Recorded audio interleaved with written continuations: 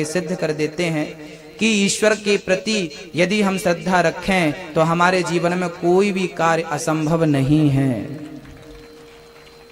और इन्होंने ये भी सिद्ध कर दिया कि आज के हर युवा पीढ़ी को विषयों की ओर ना जाते हुए, विकारों की ओर ना जाते हुए परमात्मा की ओर आना चाहिए। यहाँ कल्याण है, यहाँ शांति है।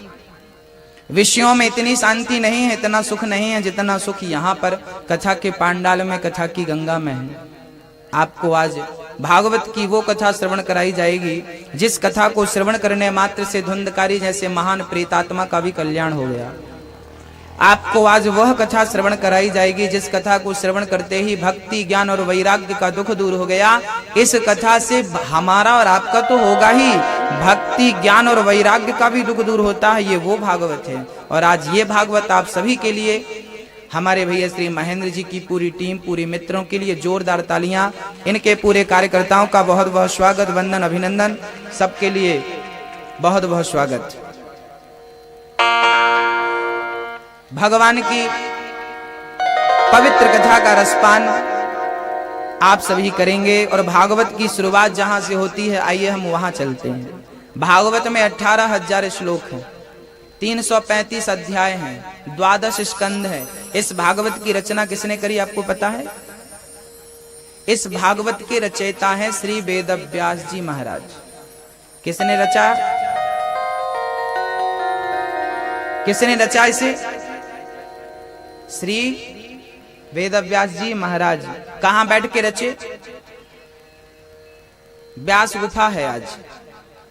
कहां? जब हम बद्रीनाथ जाते हैं तो भारत का सबसे अंतिम गांव माणा गांव, वहां पर व्यास गुफा है। उस गुफा में बैठकर व्यास जी महाराज ने मां सरस्वती के तट पर भागवत की रचना करी। वहां जिस गुफा में व्यास जी बैठे थे ना, उस गुफा का पत्थर, कभी आप जाएं तो उस गुफा का पत्थर देखना। दुनिया में एक लौता पत्थर है जिस पत्थर को आप देख के समझ लेंगे कि यहाँ पर बहुत सारी पुस्तकें रखी हैं। मतलब पुरानी पुस्तक, पुरानी रामायण आपके घर में हो, पुराना कोई ग्रंथ आपके घर में हो, तो वो कैसे दिखता है? सामने के पन्ने चूहे खा गए, ऐसा अड़ाते हैं सामने से। ऐसा लगता है उस गुफा में जैसे कि पन्ने के ऊपर पन्ने के ऊपर पन्ने के ऊपर ढेर सारे पन्ने रखे हों। व्यास जी जिस गुफा में बैठकर भागवत की रचना करते हैं, वहां के वातावरण में पत्थर में भी परिवर्तन हो गया। कहने का अर्थ यह है, तो इंसान में परिवर्तन उस कथा को सुनकर क्यों नहीं हो सकता? और इसका उदाहरण आप सब हो। 3 वर्ष से आप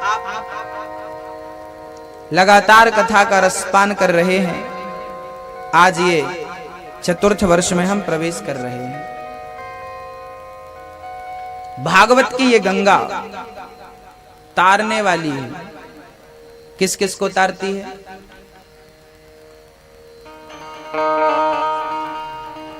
ये गंगा केवल पुण्यात्मा को नहीं, ये मानवः पाप कृतस्तु सर्वदा सदा दुराचार विमार्गिगाः क्रोधाग्निदग्धः कुटिलाश्च कामिनः सप्ताह यज्ञेन कलौ पुनन्ति ते। ये मानवः, प्राणी कितना भी बड़ा पापी हो, एक बार भागवत की कथा यदि श्रवण कर लेगा तो जन्म जन्मांतरों के पापों का नाश हो जाएगा। इस भागवत की कथा का ये प्रभाव है। अब यहां एक प्रश्न खड़ा होता है कि महाराज जी, भागवत सुनने से पापों का नाश कैसे हो सकता है? बोले ऐसे ही हो सकता है जैसे भोजन कर लेने से भूख का नाश हो जाता है। बहुत भूख लगी है, क्या इलाज है उसका? बहुत भूख लगी है। जब भूख तेज लगती है ना तो फिर काम में मन नहीं लगता। जब भूख तेज लगती है ना तो नींद भी नहीं आती। उसका एक ही इलाज है, क्या? रोटी। उसका एक ही इलाज है भोजन।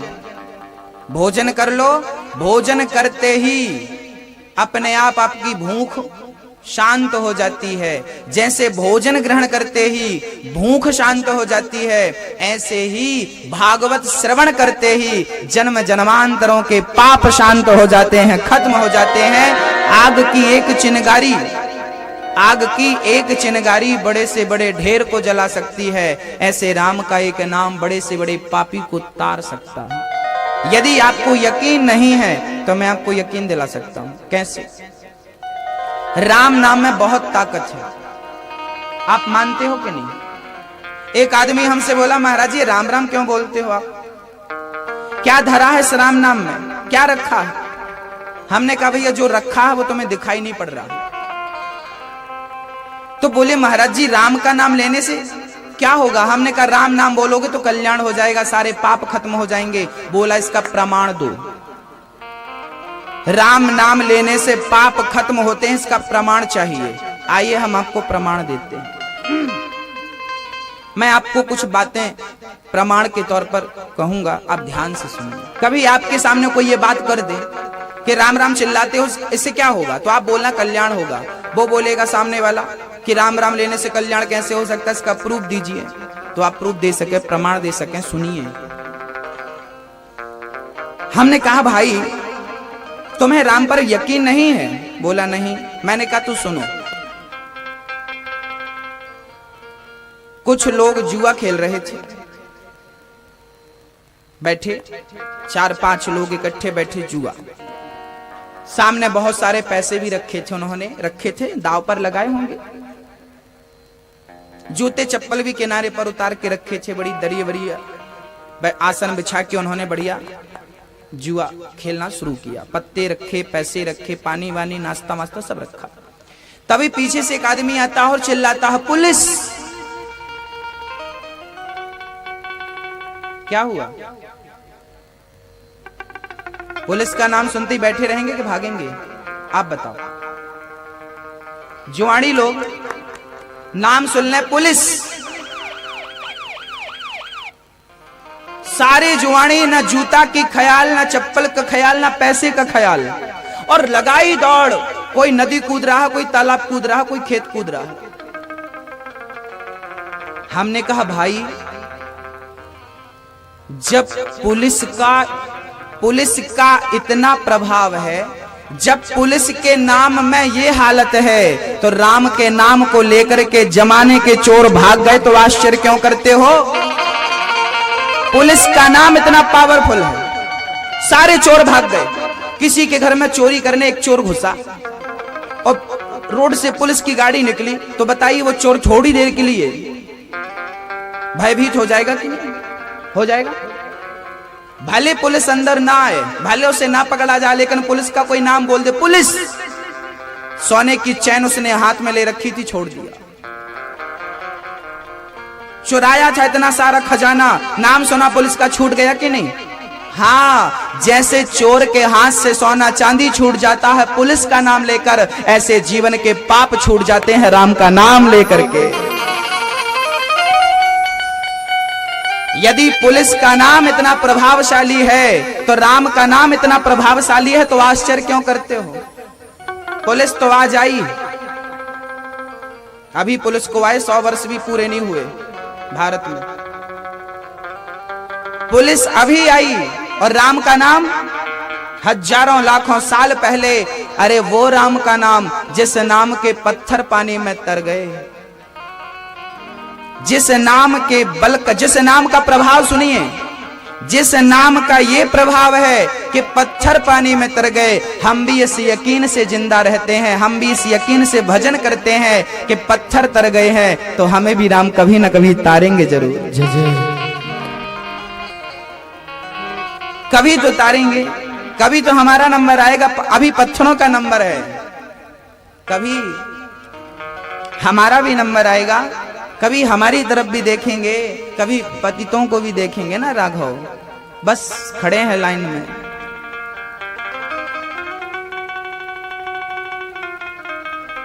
ऐसी कथा जो कृष्ण नाम से भरी है, राम नाम से भरी है, ऐसी कथा का रसपान करने के लिए हम यहां उपस्थित। किसी ने कहा कि राम का नाम प्रभावशाली है, तो फिर कृष्ण कथा क्यों, राम कथा होनी चाहिए। तो आइए आज मैं आपको बता दूं कि राम में और कृष्ण में क्या अंतर है। पहले ये जानना जरूरी है कि राम और कृष्ण कौन हैं। आपकी स्पीड बढ़ाने के लिए आपको एक हाथ चाहिए कि दो हाथ चाहिए? बोलिए। दो हाथ। एक हाथ जिसका होता है ना वो अधूरा मानता है अपने आप को कि मैं अधूरा हूं। दोनों होते तो और तेज चलता और तेज काम कर पाता। दो हाथ परिपूर्ण है ना। तो राम और कृष्ण ये दो परिपूर्ण हैं। राम कृष्ण दो एक हैं, अंतर नहीं निमेष। इनके नयन गंभीर हैं, उनके चपल विशेष। राम और कृष्ण दोनों दो नहीं एक हैं। कैसे? आपका नाम क्या है? क्या नाम?